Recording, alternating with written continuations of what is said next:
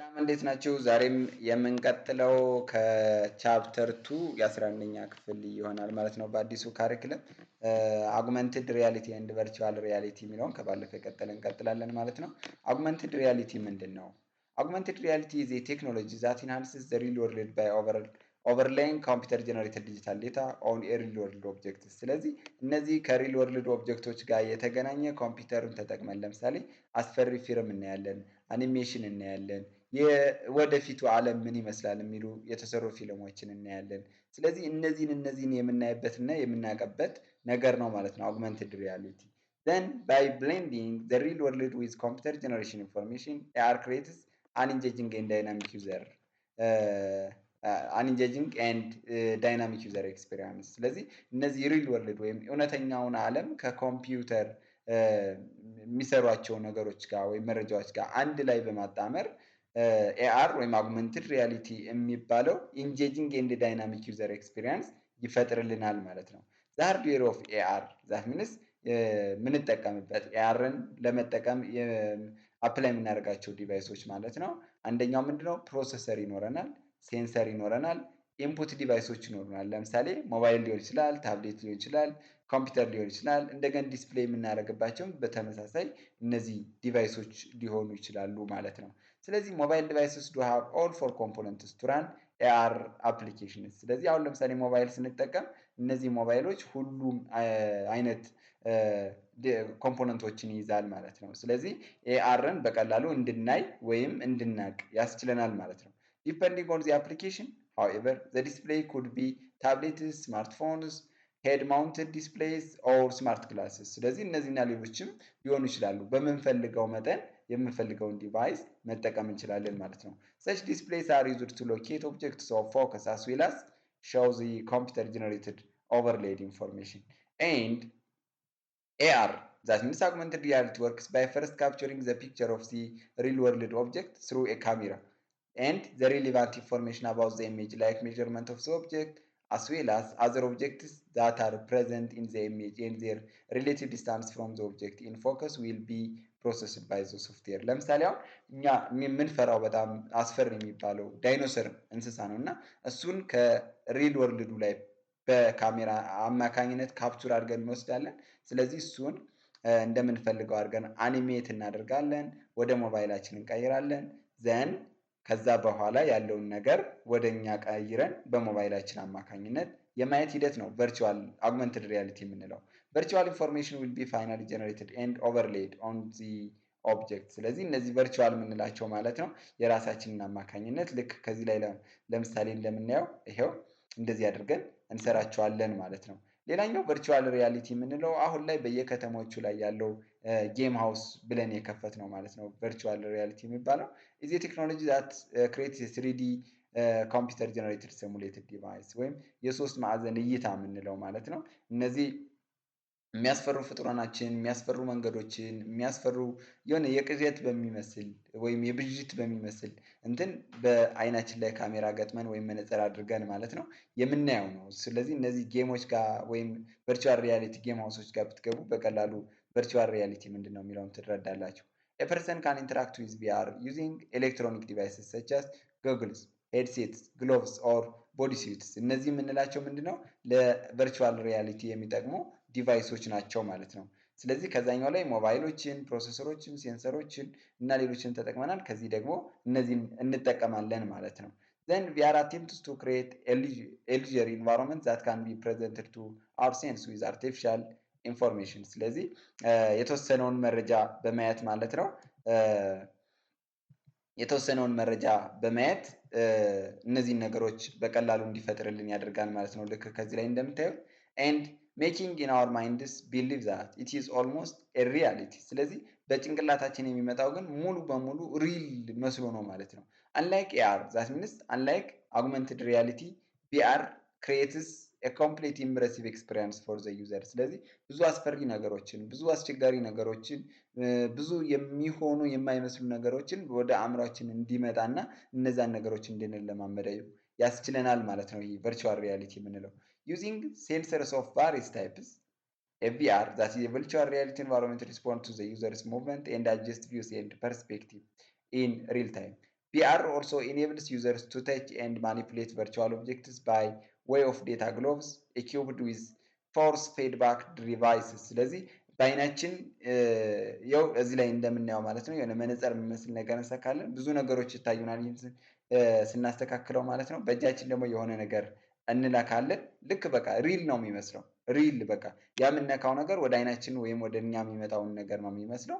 ልክ በእንደዚህ አይነት መንገዶች ቪአር ይሰራል ማለት ነው። በሪል ወርልዱ ላይ ወይም በእኛ እንድንለማመደው ያደርገናል ማለት ነው። ዲፈረንሱስ ምንድን ነው? ዘ ዲፈረንስ ቢትዊን ቨርቹዋል ሪያሊቲ ኤንድ አግመንትድ ሪያሊቲ AR and VR are both known for the enriched and interactive experience with ስሪዲ ቪዥዋልስ። እነዚህ በስሪዲ እይታ የምንላቸው ወይም ሶስት ማዕዘን እይታ በምንላቸው ውስጥ እነዚህ ስሪዲ እና ቪአር እና ኤአር በጣም የታወቁ ናቸው ማለት ነው። however there are some difference between them። ስለዚህ የተወሰነ ልዩነት አላቸው በመካከላቸው ማለት ነው። አንደኛው አግመንትድ ሪያሊቲ የምንለው አግመንትድ ሪያሊቲ it is partially ኢምፕሬሲቭ ነው። ስለዚህ ፓርሻሊ ነው ነገሮችን የሚያለማምደን። ምክንያቱም እኛ ሙሉ በሙሉ አእምሯችንን በሙሉ ከዛ ላይ ሳይሆን የምናደርገው በሞባይላችን ቀርጸን ወይም እንደፈለግን አድርገን ስለምናየው ማለት ነው። ዛት ፓርሻሊ ኢምፕሬሰብል ነው ማለት ነው። ዘንድ ይሄኛው ፉሊ ኢምፕሬሰብል ይሆናል ወይም ሙሉ በሙሉ ማለት ነው ኢምፕሬሲብል ነው የሚሆነው። ስለዚህ ነገሮችን በዛ መሰረት ነው ራሳችንን እንድንቀይር የሚያደርገው። ኤንድ ኤአር ዩዘርስ ካን ኮንትሮል ዜር ፕሬዘንስ ኢን ዘ ሪል ወርልድ። ስለዚህ በሪል ወርልዱ አማካኝነትም ዩዘሩ መቆጣጠር ይችላል። ነገር ግን ቪአር ዩዘርስ አር አንደር ዚ ኮንትሮል ኦፍ ዘ ሲስተም። ስለዚህ ዩዘሩ ወይም ተጠቃሚው በቪአሩ ውስጥ ነው ማለት ነው። ወይም ቪአሩ ነው የሚቆጣጠረን እንጂ እኛ አይደለንም የምንቆጣጠረው። ግን ኤአር ከሆነ ግን እኛ መቆጣጠር እንችላለን።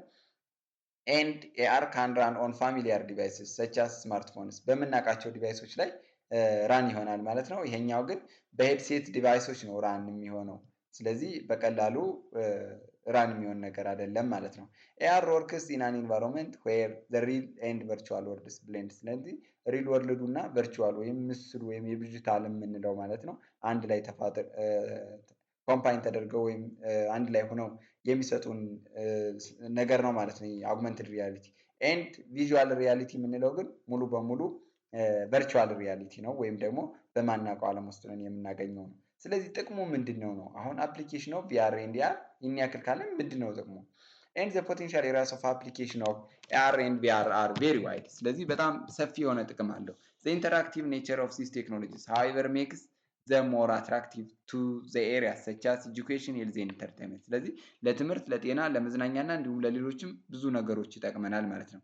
ለምሳሌ ለትምህርት ኤአር ኤንድ ቪአር ሃቭ ኤ ዋይድ አሬ ኦፍ ዩዝስ ኢን ኤጁኬሽን ኤንድ ኢኔብል ቱ ለርን ኦን ዘ ጎ ዩዚንግ ሪል ታይም ኢንስትራክሽንስ። ስለዚህ እነዚህን ቨርቹዋል ሪያሊቲዎችን ወይም የህልም ዓለም የምንላቸውን ምስሎች ተጠቅመን ለትምህርት እናውላለን።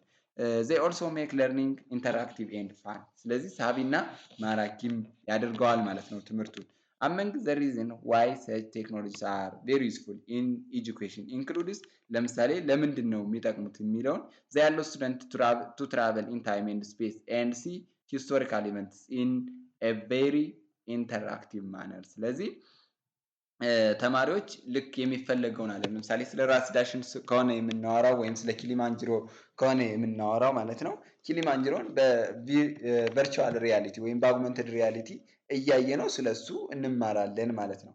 ኤንድ ኤአርም እንዲሁ ኦር አግመንትድ ሪያሊቲ አሎስ ስቱደንት ቱ ለርን ቫሪየስ ቲንግስ ሞር ኮንክሬትሊ። ዛት ሚንስ በተገቢውና በጣም ባሪፉ እንድንማር ያደርጋል። ለምሳሌ students can see the different organ system visually and interactively። ስለዚህ የተለያዩ ኦርጋኖችን ወይም ክፍሎችን እንድናይ ያደርግልናል ማለት ነው። በልክ በሞባይላችን ቪዲዮ ቀርጸን ማየት እንችላለን። and the complexity of some concepts can be reduced when presented in a three dimension interactivity። ብዙ አይነት አስቸጋሪ ወይም ውስብስብ የሆኑ ነገሮችን በቀላሉ አይተን ወደ ስሪዲ ወይም በሶስት ማዕዘን እይታ ቀይረን አይተን ያው በጆሮ ከመስማት ይልቅ በአይን ማየት ይሻል የለ። ስለዚህ እንደዛ አይተን እንድንማር ያደርገናል። there are a good alternative in an environment where resources scarce such as laboratory equipment። ስለዚህ እነዚህ ላብራቶሪዎች እጥረት ባለባቸው ትምህርት ቤቶች ላይ በጣም አዋጭ የሚባለው ሶሉሽን ነው። and learning will be made possible from anywhere using relatively more accessible devices like smartphones። ስለዚህ እነዚህ ስማርትፎኖች ባሉባቸው ታብሌቶች ወይም ሞባይሎች ላፕቶፖች ባሉባቸው አካባቢዎች መማር ማስተማሩ ቀላል እንዲሆን ያደርገዋል ማለት ነው። Students can get connected interactively with students from different parts of the world። ስለዚህ አንደኛው ተማሪ ከሌላኛው ተማሪ ጋር በቀላሉ ምን ያስባል ምን ይላል የሚለውንም እንዲያውቅ ያስችላል ማለት ነው። ሌላኛው ሄልዝ ኬር ወይም በጤና ዙሪያ የምንለው there are numerous AR and VR applications implemented in the medical industry. Some of the applications physicians and medical students are trained and taught using AR or VR technologies። ለምሳሌ እነዚህ ፊዚሽያኖች እና ወይም ሜዲካል ተማሪዎች ወይም የጤና ተማሪዎች ማለት ነው በኤአር እና በቪአር አማካኝነት ብዙ ትምህርቶችን ይማራሉ። ለምሳሌ ስለ ሰርጀሪ ልክ ሰርጀሪ እንዴት ነው የሚደረገው ወይም እንዴት ይካሄዳል ምን ይመስላል የሚለውን በቨርቹዋል ሪያሊቲ እና በኤአር ማየት ይችላሉ ማለት ነው። AR improves disease diagnosis in a manner that is less invasive and pain-free for a patient። ስለዚህ እነዚህ የበሽታ ህክምናዎችን ወይም ዲያግኖሶችን ማለት ነው በቀላሉና ከህመም ነፃ የሆነ ህክምና መስጠት ይቻላል ማለት ነው። by helping surgeons visualize the patient's muscles, bones and internal organs, AR supports a surgical procedure in a low risk and much more accuracy way። ዛት ሚንስ እነዚህ ሰርጀሪ በሚሰራባቸው ወይም ቀዶ ጥገና በሚሰራባቸው ጊዜ ቦኖችን፣ መስሎችን፣ ኦርጋኖችንም የተለያዩ ሰውነት ክፍላችንን በኤአር እና በቪአር ስለምናያቸው በቀላሉ ሪስካችን ይቀንስልናል ማለት ነው። እንደገና ውጤታማነታችንም እንዲሁ ይጨምራል። and telesurgery which is conducted with the patient and the surgery being in different locations is supported by VR። ለምሳሌ አንድ አሜሪካ ያለ ዶክተር ጃፓን ወይም ቻይና ውስጥ ሰርጀሪ መስራት ይችላል። ልክ ከላይ ሮቦቶች አሉ፣ ሮቦቶችን በማዘዝ ሰርጀሪ መስራት ይችላል ማለት ነው። VR can be used to distract patients from stressful experiences caused by prolonged recovery in hospitals. Such patients can use VR headsets to focus on entirely different things and make their ሜዲካል ትሪትመንት ለስ ስትረስፉል። ስለዚህ በሆስፒታል ተኝተው ብዙ ጊዜ በሽተኞች ከሚጨናነቁ ይልቅ በእነዚህ ሁለት ዲቫይሶች አማካኝነት በቀላሉ ትሪት ማድረግ ይቻላል። ሌላኛው ለኢንተርቴይንመንት ነው ወይም ለመዝናኛነት ነው። በጣም በብዙ መንገድ ይጠቅሙናል ማለት ነው እነዚህ ኢንተርቴይንመንት የምንላቸው። ስለዚህ እነዚህ ቀላል ስለሆኑ በራሳቸው ያቸው። ሌላኛው ስለ ዳታ ሳይንስ ስናወራ ሌላኛው የአርቲፊሻል ኢንቴሊጀንስ በጣም ሃይ ወይም ሂውጅ የሆነው ብራንች ነው ማለት ነው የዳታ ሳይንስ።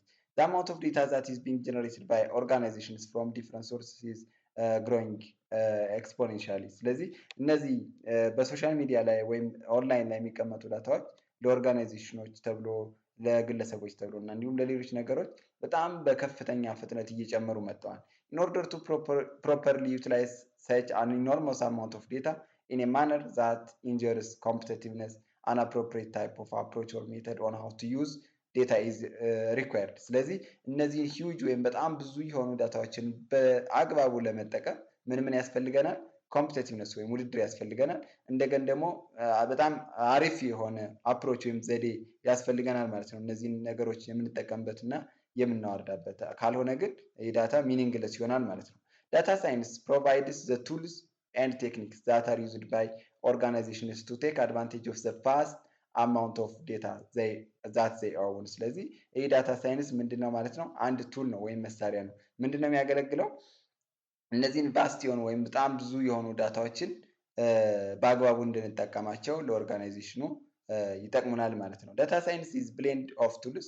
ስለዚህ ዳታ ሳይንስ የቱሎች ወይም የመሳሪያዎች ብዙ ነው አንድ ላይ ተጣምረው አልጎሪዝሞች እንደገና ማሽን ለርኒንጎችም ሌሎችም ነገሮች አንድ ላይ ሆነው ሊሰጥን የሚችል ነገር ነው ይሄ ዳታ ሳይንስ የምንለው ማለት ነው።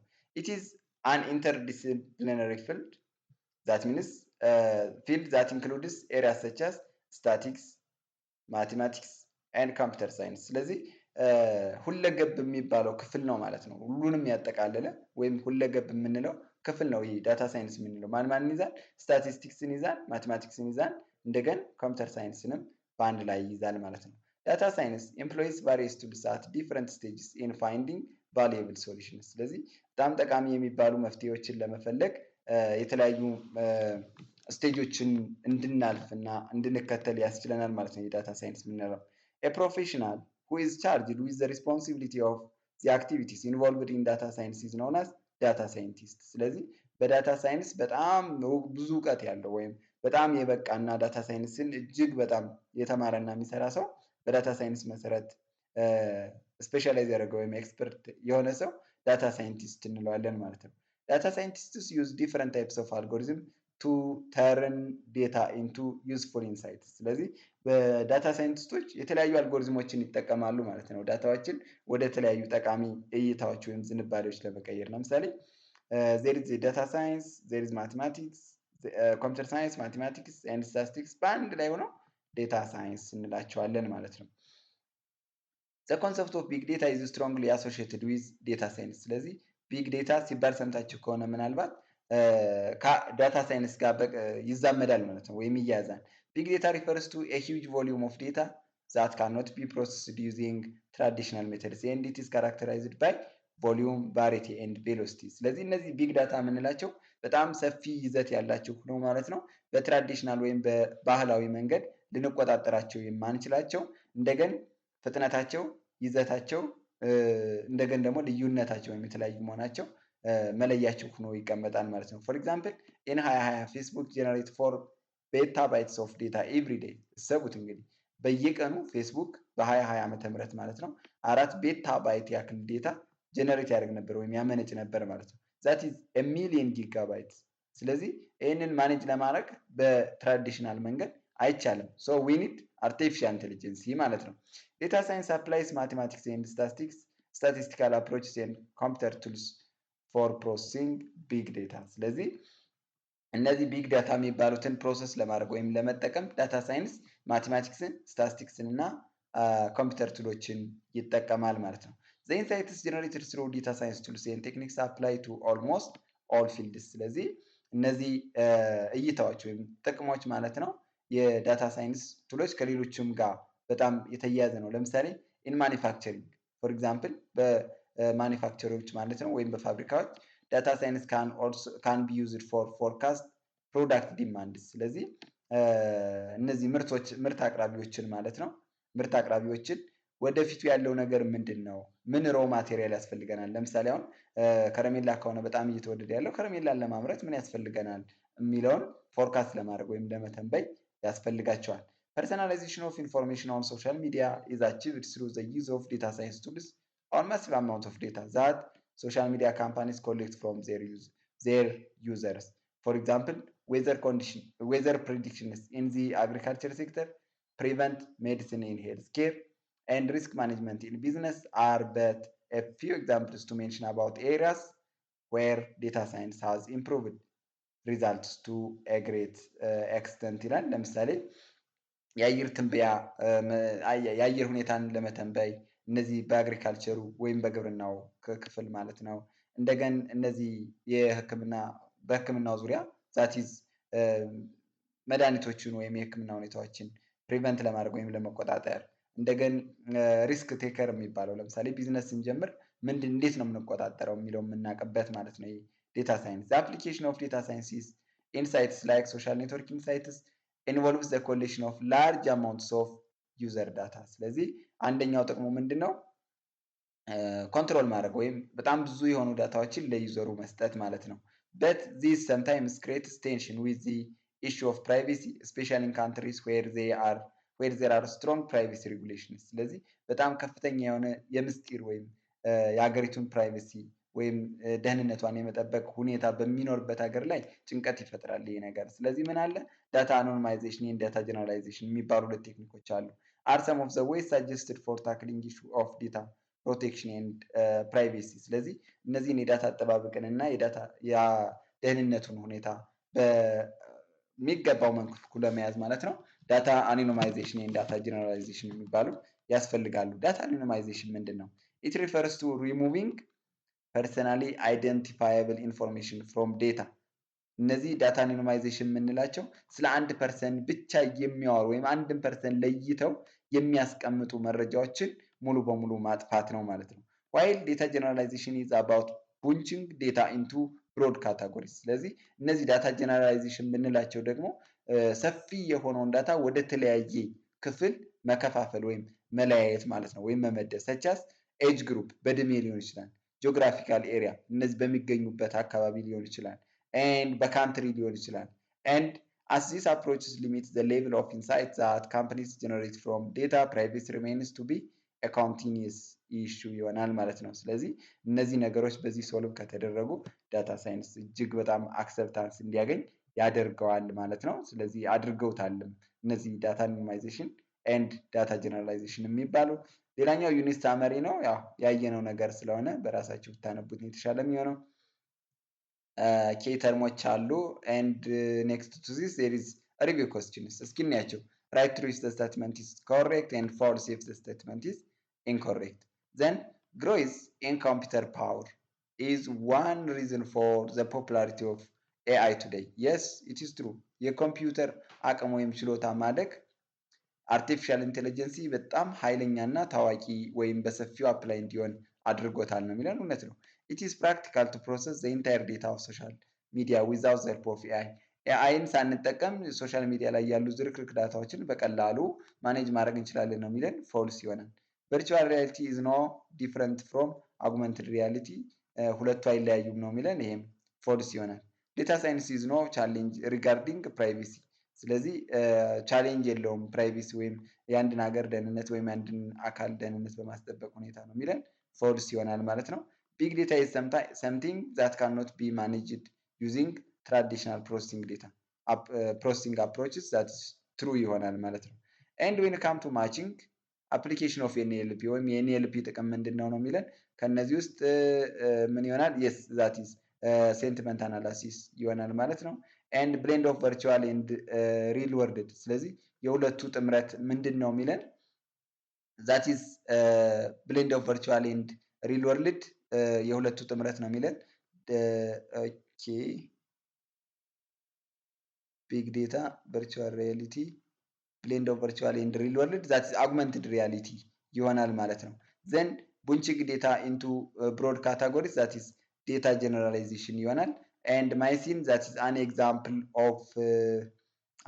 of data science ይሆናል I mean an example of expert system ይሆናል ማለት ነው። and a fully immersive experience ይላል። a fully immersive experience that is virtual reality ይሆናል ማለት ነው። yes that is virtual reality ይሆናል። and when it come to filling the blank space the process of de-identifying users from a data set is called data anonymization ይሆናል ማለት ነው።